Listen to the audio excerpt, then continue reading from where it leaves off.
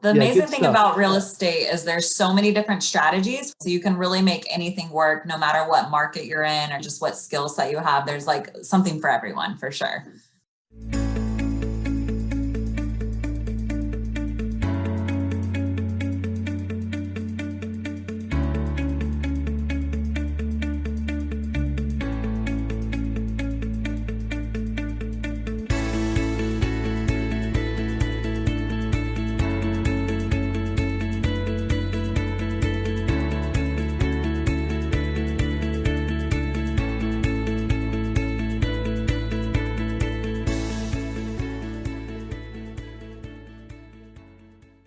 If you're watching this on YouTube, make sure you smash that like button and click subscribe. For those of you listening on a podcast platform, be sure to subscribe on whatever platform that is and leave us a rating if you can. The more likes, ratings, and subscriptions that we get, the more we can spread the message and grow our community. So we also have a free Facebook group. It's called The Average Joe Finances Network. Check us out, join the group, join the community, ask questions, and become a part of the team. All of our other social media accounts are listed in our flow page, and we have them in the video or podcast description below. Hey, how's it going, everybody? So today's guest is Savannah Arroyo, aka the Networth Nurse, and she's a full-time registered nurse in Los Angeles, California. She uses her leadership skills that she acquired in healthcare operations to manage multifamily syndications.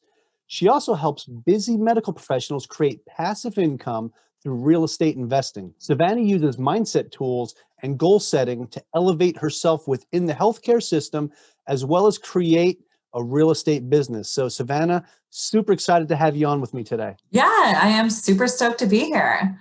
Awesome. The first question I'd like to ask you is the question I ask everybody that comes on the show. I shared a little bit about you, just a little tidbit, wave top of who you are and what you do. I'd like to get into a little more detail for our listeners here. So can you share a little bit more about yourself, share your story? Like, how'd you get started? What made you choose real estate?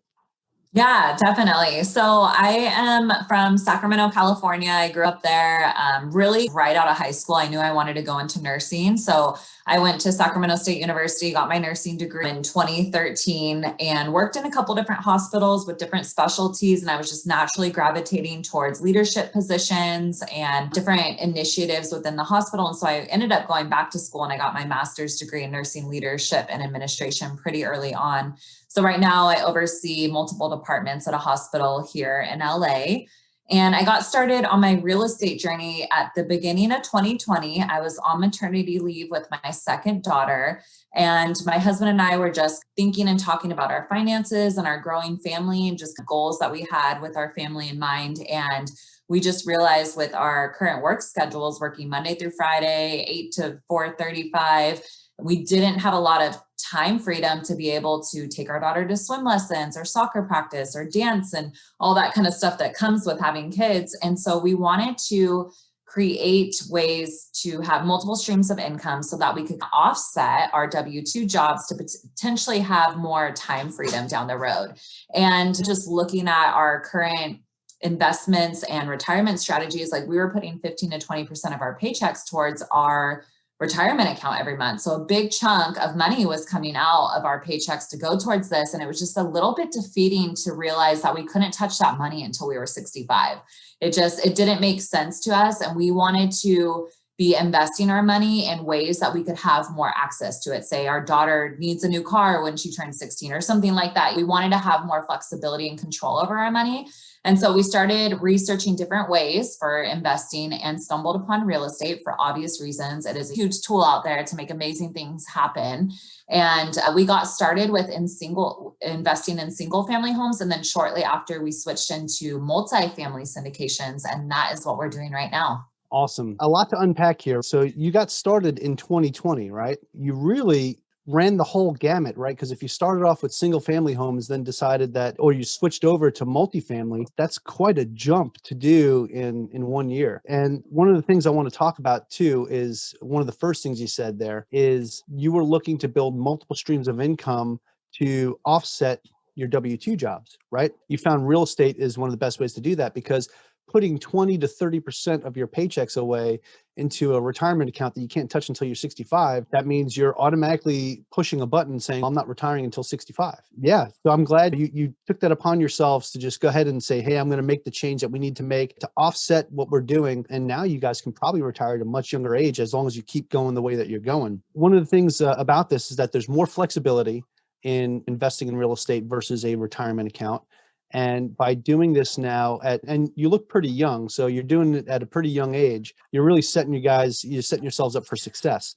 Now, I have to ask you though, so if you started off with single family rental, what made you want to make that jump from single family to multifamily, especially in such a short period of time? Yeah, definitely. So we stumbled upon real estate, started researching it, and we were like, okay, we got to do this. We want to get started now. And we were like, okay, we have no money to start. Like, how are we going to get started? We don't have any capital. And so it took listening to podcast episodes and reading blogs and learning about different ways that you could tap into capital and equity that you have in your own life that you probably don't even think that you can use in real estate. And so first off, we realized we had $100,000 worth of equity in our home. And it took talking to a really good lender at the beginning of 2020. We were going to refinance our home, and he was like, oh, you have this equity in there. You could do something with it. And we're like, okay, what's that? What could you do with it? We literally had no idea. And when he was saying you could pull it out at this interest rate, I think like 4 something, and now we're investing in real estate that's giving us a 15 to 20% return on our investment, like or average annualized return, then it's really a no-brainer when you look at it mathematically. So for us, it was really kind of finding a way to tap into that initial income. So that was pulling a second mortgage on our primary. And then we went and did those 2 single family homes. So we were originally, when we got started off into real estate, we're like, okay, we want to do the BRRRR method. Like for us, that was one way. And if everyone doesn't know what that is, that's buying a house that's like really below market value that really needs a full renovation. So you're buying it at really dirt cheap. You're renovating it, really pushing all this equity into the asset. Then you're renting it out, getting a renter in there to start collecting monthly checks, refinancing with the goal of pulling out all that capital that you essentially put back in and then repeating it. So for us, it was like one way that you could make a fixed amount of capital really just grow and create this snowball of wealth. But when it came down to, we're in Los Angeles, California, and we were looking at houses over in Atlanta, Georgia, just because lower price point to entry as opposed to LA. And we're looking over there, and when it came down to like seeing a whole complete renovation across the country as our first time getting started in real estate, we're like, oh man, this is a little bit out of our comfort zone. Like this might be a little stressful. And so we ended up buying new build townhomes, which have been super easy. It was a great way to get into it. But then after we did those, we're like, okay, what can we do next? How can we do something more? And then that's when we stumbled upon multifamily syndications, because a syndication is a way for investors to pool together their resources. Some people bringing capital, others bringing the sweat equity, everyone bringing kind of a portion of getting the deal done together. And we just liked the ability to make it a team sport in the multifamily syndication. And so that was why we transitioned from single family homes into multifamily. Yes, that's awesome. That sounds very similar to what I did last year too, when I bought. So I live in Hawaii, right? So same thing to buy. So I have my primary residence here, but to buy another property, it's very expensive in this market. With the cash that I had to invest, I said, hey, obviously I can't do that here. So I started looking elsewhere. Now I was stationed in Virginia for 15 years. So I'm like, hey, I know the market out there, and let me look out there. I found this duplex, bought it. It cash flowed. I had to make some minor repairs to it. I didn't really do much, but then the pandemic hit and it was the end of the world, and it hit pretty hard. So I had one tenant that couldn't pay rent. So I worked things out, and I was able to get them enrolled in a program that actually back paid all the rent that they owed. So we didn't have to like go through any type of eviction process, and do everything we can to help them out. At the end of the day, with all the little things that kept popping up and the work that needed to get done, I kept having to send contractors over there to do it. I wasn't allowed to fly off the island, right? We had the travel restrictions. So I couldn't even go back to Virginia to try to do anything myself. I wanted to take some time off of work and go knock things out, but I couldn't. So all this stuff, it just kept adding up. And I was like, this is a bit much. I need to focus on something maybe closer. So I'm going to sell it. So I wound up selling it. And at the time, this is when real estate started to become more and more scarce to buy real estate. The value of the home actually went up. So I wound up selling it for 13 or 14,000 more than what I purchased it for. So I was able to collect rent for a year on it, and cash flowed. and I was able to sell it for a profit, which turned out to be pretty decent for me with doing very minimal work to it. So I was pretty happy with, the final outcome. But man, what a stressful year that was with trying to manage this with a pandemic going on. So I definitely feel your pain there. And I've been looking, at getting into passive investing into syndications now for a little while. I've got a couple things going on before I do it, but it's going to happen this year. So it's really funny to hear somebody else's story investing long distance and running into some of the same things. You were looking at the first property in Atlanta to do a full renovation on it, and it just wasn't really going to be manageable with you guys being in LA. So you bought the new homes, right? The townhomes. It's good to see someone else's perspective on that, because I was like, man, what am I doing? The amazing thing about real estate is there's so many different strategies. So you can really make anything work no matter what market you're in or just what skill set you have. There's like something for everyone for sure. Absolutely. So now you're looking you got into multifamily now. Are you doing multifamily passively as a limited partner, or are you being more active as a general partner? So we're general partners on deals. We were looking to be a limited partner, but we are unaccredited. And so it eliminated some of the options for us. So to be accredited, you have to meet certain criteria of making like over $200,000 a year or over 300 if it's filing jointly, or have $1 million net worth liquidity. There's a bunch of different requirements to become accredited, and we're not accredited, my husband and I. So we're like, okay, let's look into kind of doing one ourselves. Like after we had purchased those single family homes, we had generated some interest from family and friends who were like, hey, I want to get into real estate, maybe not necessarily wanting to do a lot of the heavy lifting. And so the syndications of them providing the capital for us to do these deals and us doing the heavy lifting kind of was the perfect match. And just really with our skill sets, my husband and I do operations at a hospital and healthcare management. So I'm overseeing multiple departments, constant communication, organizational skills, putting out fires all day. So we were like, hey, we think we can do this. And so we enrolled in a coaching program, and that was really important for us. Really not for the accountability piece, but we really just wanted to make sure that we had an extra set of eyes overlooking under all of our underwriting, because that was really one of the biggest differences from switching from single family home to multifamily is the underwriting and the profit and loss and the exit strategies. All of that just looks a lot different.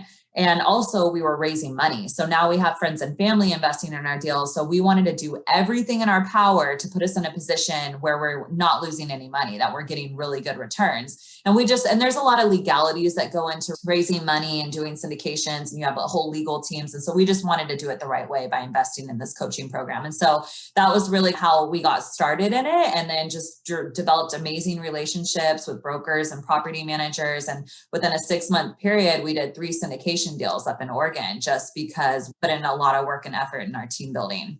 Wow, that's fantastic. And in 6 months, you did 3 deals as a GP. Awesome.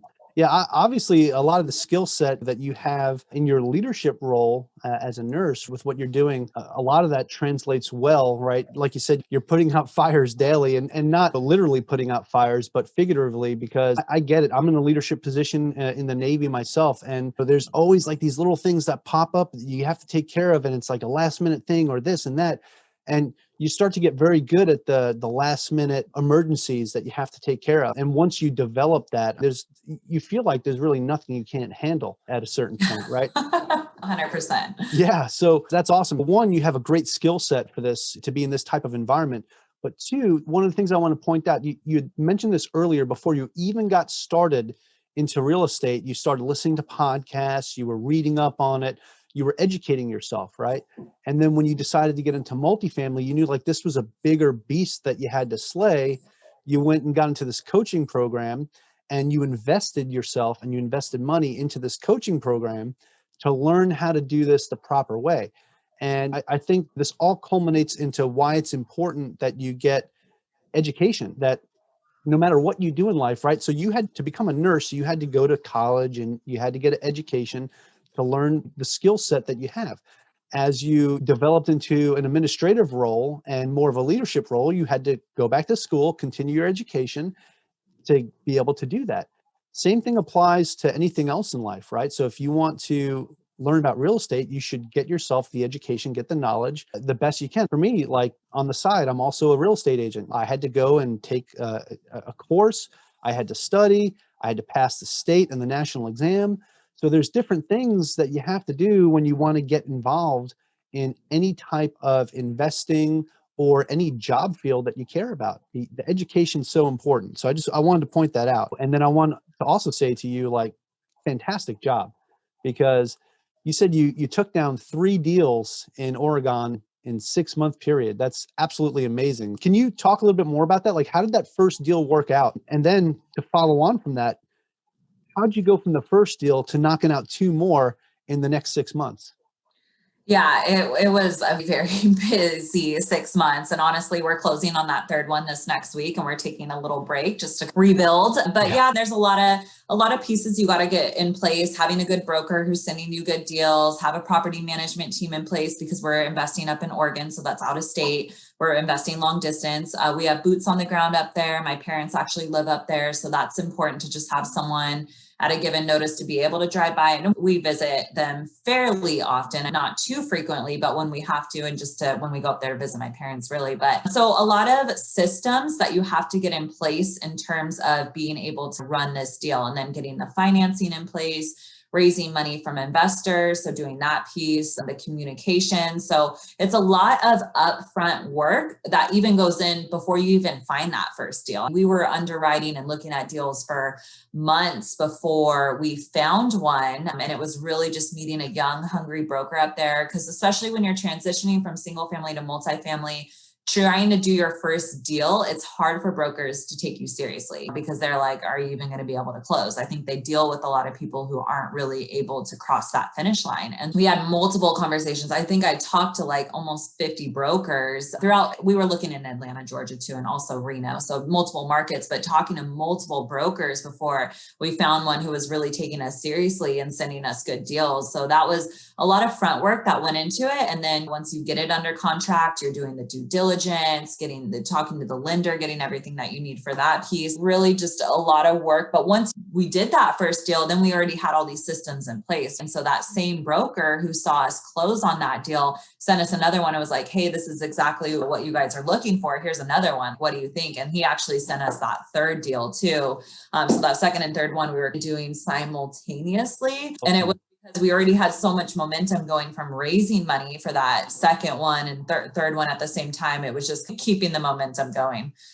Yeah, that's fantastic. And now you built this great relationship with this broker out there who's now sending you deals, which is awesome. So I want to touch on a couple of things here, right? Because I'm sitting here taking notes as you're going. And I think the biggest thing here, the key thing is what your focus was before you even tried to take down a deal was building a team. And it was important that you found yourself a broker, that you had boots on the ground, a lender, and that you put these systems in place, especially when it came to underwriting and figuring out if the numbers will work, if the deal will work for you. And one of the things you said too, and everyone that's listening, you need to hear this part, she underwrote a bunch of deals for months before she found this first one. So you have to remember that it took months before she even landed this first deal.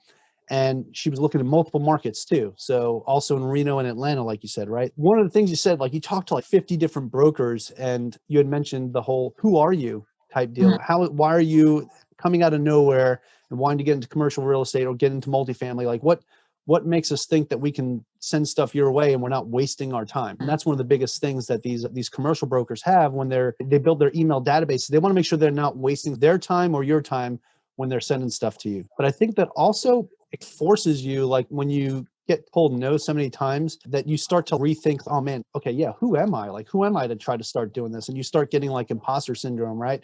And it gets very difficult to overcome that, but it doesn't seem to be a problem for you because you overcame it and then crushed 3 deals in a row, which is absolutely amazing. By the time this episode airs, you would have closed on the third one. So I'm excited about that. So again, fantastic job. And you did it all the right way. You took all the right steps. And I think that's important for people to understand, that it's not just like this overnight thing. It's not going to be like, oh, I found this deal or I found this on LoopNet, because most people know LoopNet is where, deals go to die. That's what most people say, but whatever. But you find a deal and you think that, oh, hey, look, these numbers look great, I'm going to go take it down. And there's a whole bunch of other things that have to happen in between. And that's the thing that you're touching on, which I really appreciate. Now, Besides multifamily real estate, do you still have those townhomes in Atlanta? Yeah, those are really with the buy and hold idea in mind. So we're just, yeah, we bought those and we're holding on to them. Awesome. Yeah. So you still got that going for you. So you got some cash flow out of that, building equity. In the future, those you could pull from those to buy more Yes. multifamilies. Yeah, that's fantastic. Okay, cool. So yeah, you're not just putting all your eggs in one basket, and you're definitely diversified. But speaking of being diversified, now we're rewinding back to the beginning from when we first started talking, and you were talking about how you and your husband would put 20 to 30% of your money away into your retirement account. Now, I want to ask you, are there other asset classes that you both invest in right now besides real estate? Yeah. So on that piece of us putting all that money towards retirement, back when we were doing that, and when I first started working as a nurse, I was doing that, and people were like so impressed. Yes, you're doing the right thing. Keep at it. Like, you're on the right path. This is amazing. You're going to put yourself in an amazing position down the road. And I just really want to point out to people that it's such a traditional mindset that now looking back at it, I'm like, I can't believe just so many people were encouraging me. I get it. It's like the safe thing to do, but there's so many other alternative investments out there that people don't talk about because they're just stuck on this traditional track. And for me, that was really a huge hurdle, even contemplating decreasing that 15-20% down to 5%, which is what it is right now, because we're putting all of our money at this point really into our real estate investments. That's just, we've created a business out of it. So we're really focused primarily on real estate at this point. Definitely open to other investments, but for us, that focus piece is huge. Like, for instance, we went and stayed at an Airbnb last weekend in Joshua Tree. And I was like, ooh, the Airbnb model seems super cool. Like, I want to look into this. Like, I bet the numbers are awesome. And I'm like, no, gotta focus. Like, gotta focus on multifamily. So for us, like, we're very much focused on real estate at this point. And so that's really where the majority of our investment's going. Okay, fantastic. But you're still putting 5% away into your Yeah. retirement account too. So you still have something that, even if the world ended in a couple of years and all your real estate burned to the ground, knock on wood, that never happens, you still have something else out there, right? Now, you mentioned something that really, it got my brain turning a bit about traditional retirement. And a lot of people were congratulating you on just being able to put so much money away and saying, hey, you're doing it the right way. You're doing a great job. The scary part about that actually is that you're getting congratulated on that because so many people don't even do that. So many people out there won't even put any money away, and they live paycheck to paycheck. And they're like, I'm going to rely on Social Security when I'm older.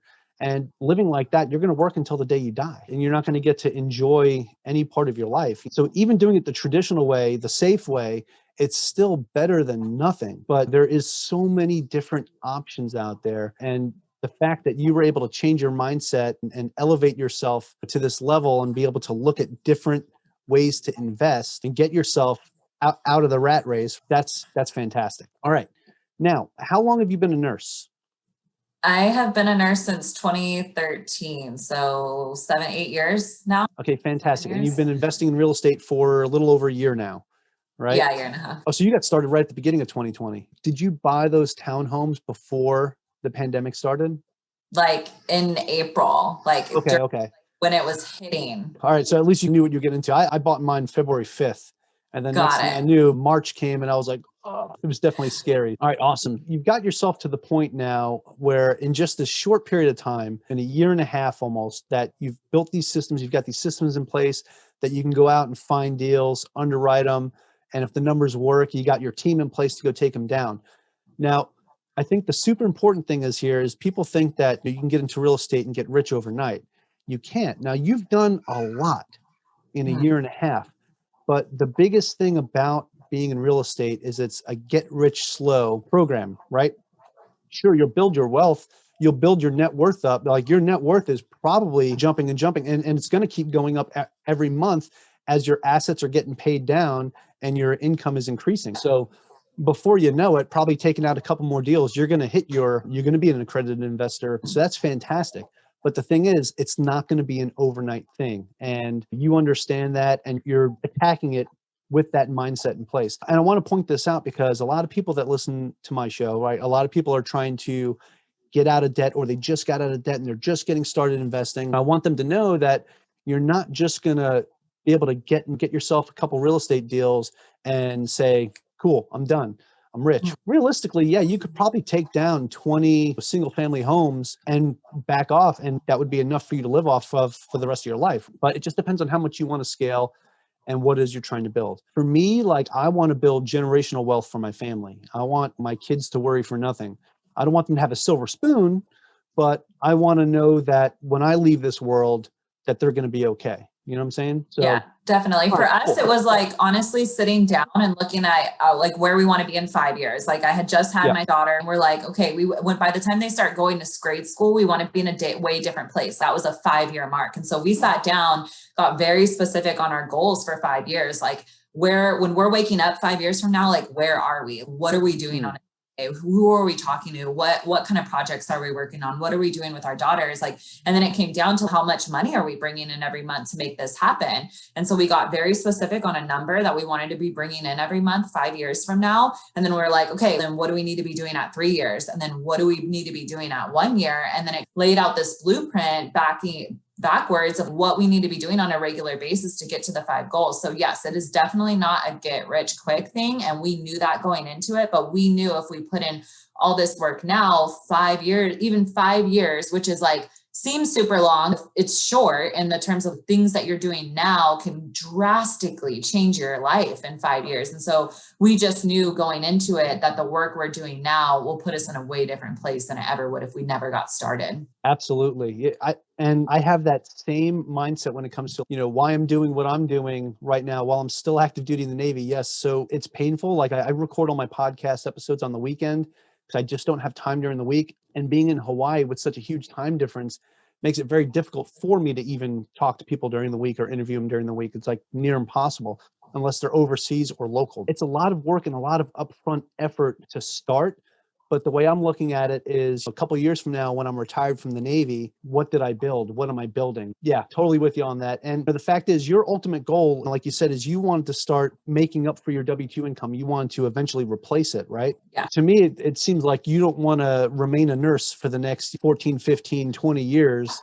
You want to eventually be able to back out and enjoy your time with your family. Yes. And even when you were mentioning before about people like working until they're 65, like I currently work with nurses in their 70s who are still working as a nurse. And it is so painful to watch. And honestly, that was like a huge motivation behind me launching the Networth Nurse and like being able to cater to nurses and medical professionals and people I work with and sharing with them the powers of real estate investing, because a lot of them just don't even know about it. And were never told about it, never looked into it themselves. And so by launching the Networth Nurse and having this kind of like foundation of educational material and information about real estate investing, I'm now able to share it with other nurses and colleagues and people I work with and show them the alternative investments that are available to them out there.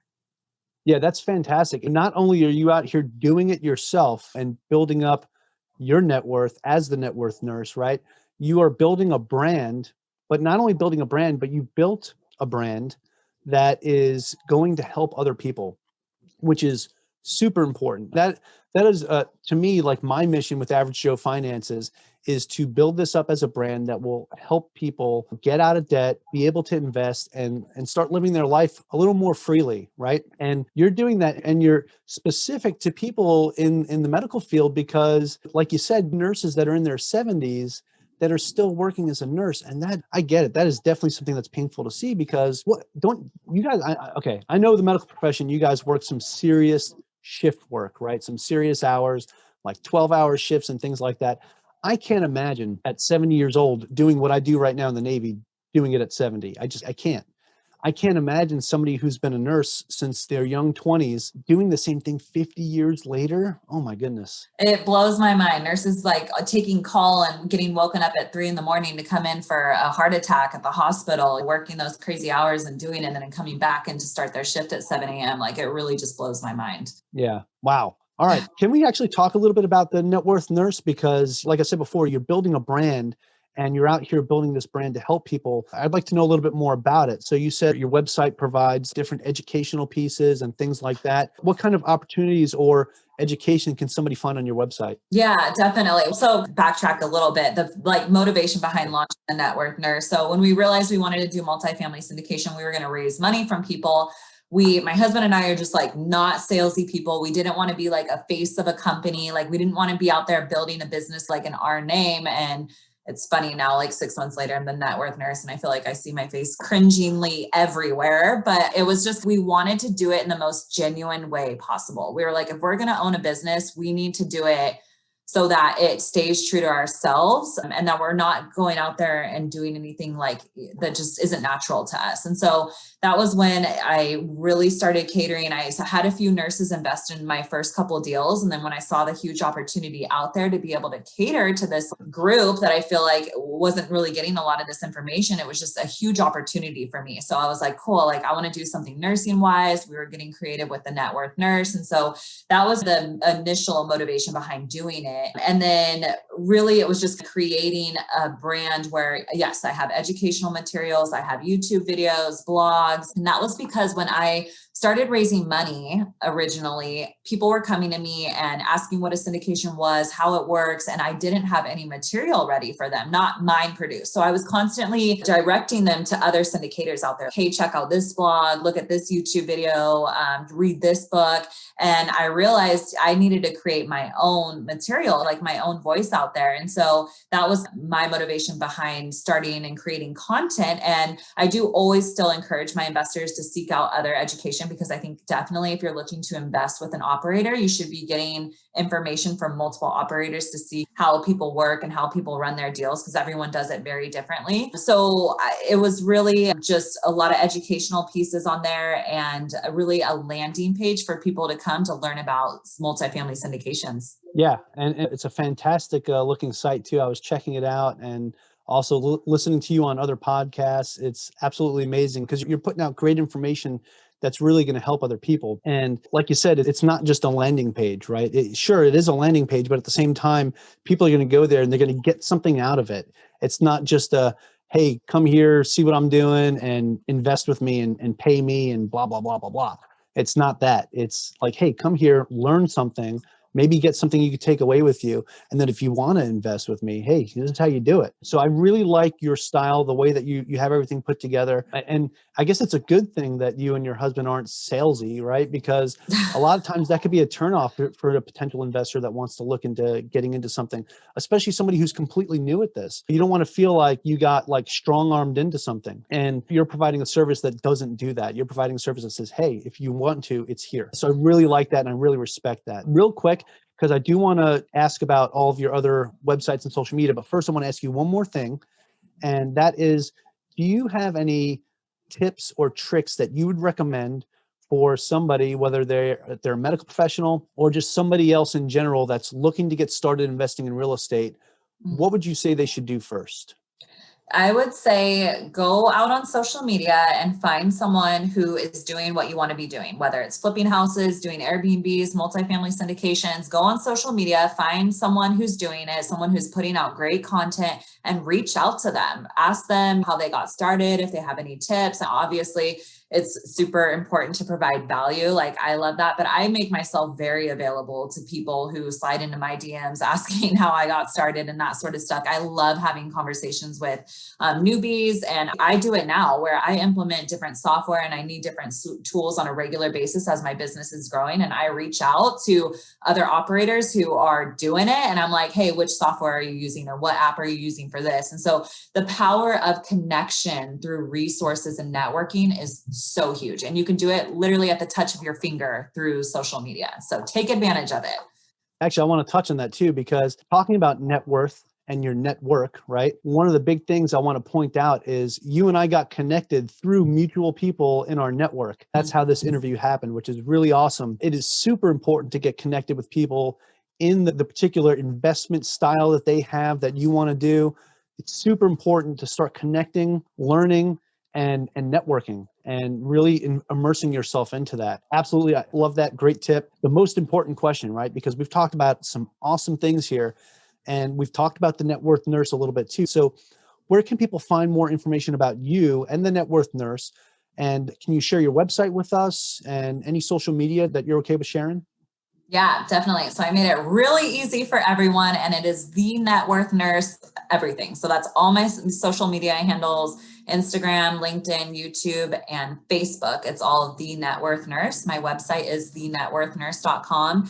And on my website, we just onboarded with this amazing software that it's an investor portal. So you can go on and see our current projects that we're doing. You can see the returns on them, pictures, our business plan. So you can see those 3 syndication deals. And if you log into the portal and you just want to get access to future deals that we're doing, we do got to schedule a quick call first because I do 506B. So we have to have a relationship, some legal stuff, but you can get access to the portal and see what we're working on and deals that'll come up through the pipeline. And then, like I said, on the website, I have blogs, YouTube videos, different things like that. And I'm regularly updating it. I find that when I have conversations with investors and they ask me repeated questions over and over, like, oh, hey, like, how do the returns work? Then I'm like, oh, okay, I need to write a blog on this. Or yeah, I need to create a YouTube video. And so then I'll create new just educational material and I'll upload it on there very regularly. And I'm super active on social media because I think it's super important for me to point out kind of the work that goes into what I'm doing. Because I love, Mike, what you said earlier about like, it took us months to find that first deal. And so I am very transparent with my journey in real estate on social media. I'm constantly putting stuff that we're working on and showing you my grind and what I'm putting in to make this real estate stuff work. So I'd love for anyone to get connected with me there. All right, fantastic. So it's pretty easy. So the Networth Nurse, you can find her everywhere with that. I'll make sure that I have links to all your social media and your website in our show notes. But for those of you that are driving right now, take a mental note. It's the Networth Nurse. All right, Savannah, it has been an absolute pleasure talking with you today. Your journey is amazing. I'm looking forward to seeing what you do in the future. And like I said, by the time this episode airs, this 3rd deal would have come and gone. You'll probably be on 4, 5, 6, 7, 8, 9, 10. So just keep doing what you're doing. And I love it. And I can't wait to see where you go. It's been fun. Thank you so much for having me. Absolutely. So aloha from Hawaii. Take care.